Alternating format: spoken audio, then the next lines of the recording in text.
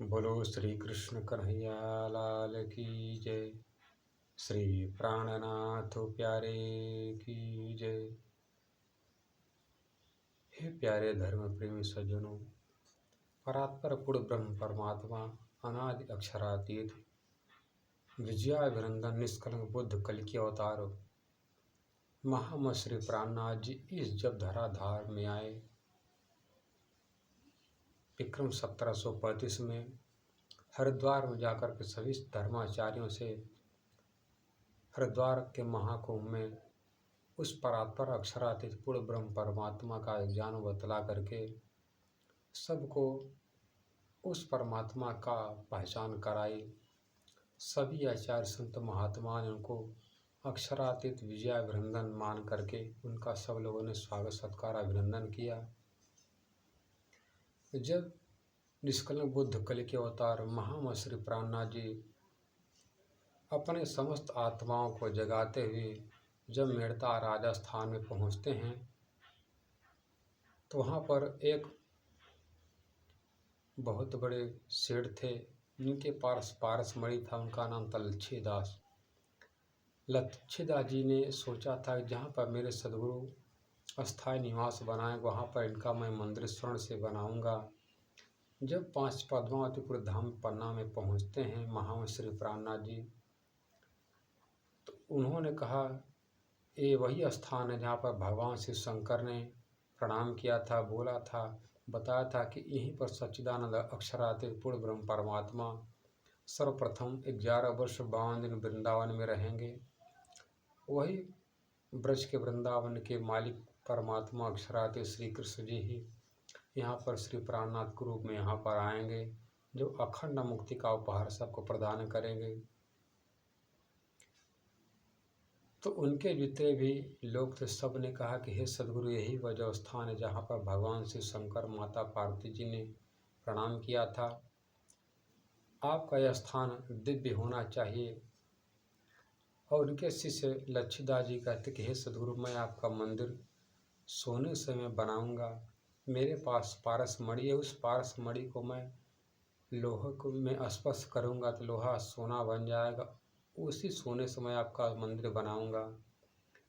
और जैसे ही प्राणनाथ जी ने कहा कि आपका पारसमणि मैं देखना चाहता हूँ, आप अपना पारसमणि दें। जैसे उनका हाथ में उन्होंने दिया पारसमणि तो श्री प्राणनाथ जी वहाँ पर बगल में बहती हुई नदी जिसका नाम किलकिला जी शास्त्र में कहा गया है, लक्ष्मी जी को श्राप के कारण से विषैली नदी बनकर बहना पड़ा। तो उन्हीं के जब किलकिला कुंड में जब फेंक दिया तो लच्छीदास जी को बहुत दुख हुआ। आपने मेरा पारसमणि क्यों फेंक दिया, अपने मन में सोचते हैं। और श्री प्राणनाथ जी बंगला दरबार में जाकर के चर्चा सत्संग करते हैं। उनके जो प्रिय शिष्य लच्छीदास जी कहते हैं कि आप मंदिर ना बनवाते तो ठीक रहता, पर आपने मणि मेरा क्यों फेंका, अपने में सोचते हैं, दुख व्यक्त करते हैं। और जैसे ही पानी में वो घुस करके उस मणि को ढूंढते हैं तो उनके सदगुरु अक्षरातीत पूर्ण ब्रह्म श्री महामत श्री प्राणनाथ जी उनको उसी किलकिला जी के कुंड में दर्शन दिया। कहते हे लच्छीदास, आप जिस पारस मणि के पत्थर टुकड़े के लिए घूम रहे हो या पानी में तलाश कर रहे हो, ये किसी काम का नहीं है। आज तक तुमने मेरी सच्ची पहचान किया नहीं। हम समस्त आत्माओं को जगाने वाले पूर्ण ब्रह्म परमात्मा हैं। समस्त चराचर के मैं एकमात्र आधार हूँ। तुम मुझ परमात्मा को छोड़ करके, मुझ सदगुरु को छोड़कर तुम संसार के छोटे मिट्टी के टुकड़ा पत्थर के टुकड़े के पीछे भागते हो। इसलिए मैं तुम्हारा पारसमणि फेंक दिया हूँ। आने वाले समय में यहाँ पर लोगों की इतनी मानसिकता खराब हो जाएगी कि सब पत्थर उठा कर ले जाएंगे, तुम्हारा सोना कहाँ रहेगा। मैं जानता हूँ तुम्हें अपने मान सम्मान का बहुत आशा है, इसलिए तुमने अपने हाथ में जो कड़ा पहना है वो कड़ा हमको दो। जैसे उनके हाथ में कड़ा दिया तो कड़ा को स्पर्श करते ही इस अद्भुत शक्ति का संचार हुआ। कहते हैं कि ले जाकर के जो निज मंदिर गुम्मट जी है इसके पिछले दरवाजे में ले जाकर के लगा देना। और जो कोई भी श्रद्धालु भक्त सुंदर साथ इसको स्वच्छ जल से इस कड़े को धोकर के पान करेंगे, सच्चे भाव से, तो उनकी असाध्य से असाध्य बीमारी परेशानी दूर हो जाएगी। वह कड़ा आज भी 350 साल से उसी मंदिर में आज भी लगा हुआ है।